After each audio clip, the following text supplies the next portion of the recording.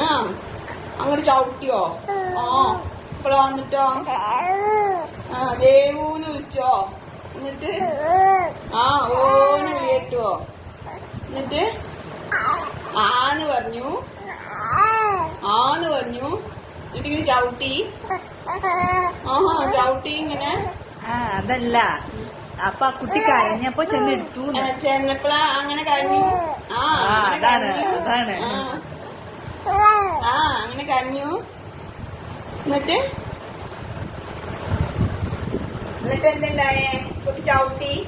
കുട്ടി ഇങ്ങനെ ചവിട്ടി കൊടുത്തു. എന്നിട്ട് കുഞ്ഞിന്റെ അളകനന്ദ എവിടെ? അളകനന്ദ എവിടെ പോയി? അളകനന്ദ എവിടെ പോയേ?